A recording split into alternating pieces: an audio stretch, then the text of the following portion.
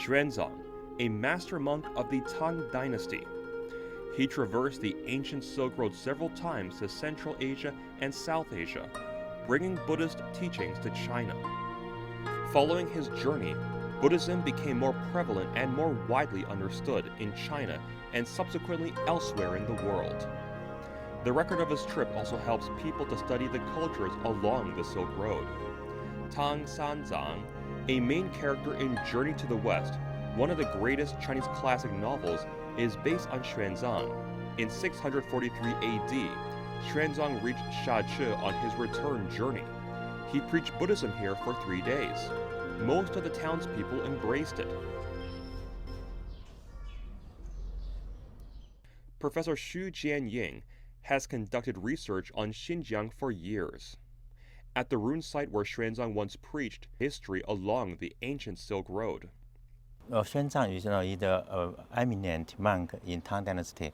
When he returned from India, he got so many Buddhist scriptures and also become a very famous Buddhist. So when he come here, the local people received him with a grand ceremony. For example, he just preaching scriptures here for 3 days to the local people. This is a really interesting place where we are standing today. Right behind us is the ruins of the podium on which Xuanzang, one of the most eminent monks in China's history, preached during the Tang Dynasty. Right below us, we are standing on the local family's roof, and looking around, we see residents of the local Uyghur people. What is it like for you, Professor Xu, giving all these elements coming together all at the same time? Indeed, we get emotional when we stand here to see the history is integrated with the reality.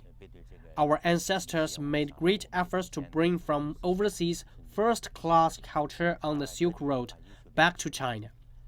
The integration of foreign and local cultures resulted in the very colorful and rich culture of the Silk Road and Xinjiang as it is now.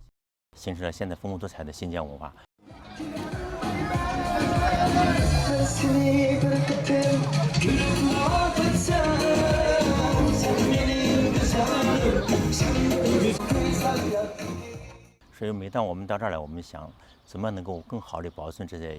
every time we visit here, we feel a mission to better protect those heritages, to let them better inspire the future and our children. We need to cherish both the present and the historical relics left by our ancestors.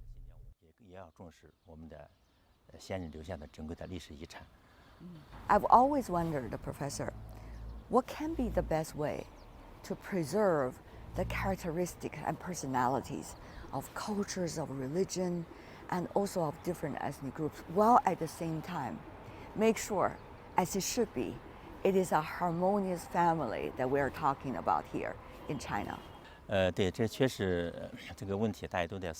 Yes, how to better protect multi-ethnic culture is a shared concern. As far as I know, Xinjiang also attaches importance to keeping traditions while developing culture and tourism. For example, in this region, its original characteristics, the way of life of the local people, their cultural beliefs, and some historical relics are being preserved as much as possible in this neighborhood, rather than being demolished and rebuilt. There are some new experiments too. They have restored the house using traditional techniques and renovated the inside with modern materials so that it can accommodate the modern tourists who come for a break or even to stay. This way of introducing changes not only protects the cultural characteristics of the local ethnic groups, but also combines well with the modern economy, while demonstrating the features of the Silk Road. 同时也是展示了丝绸之路这种特点。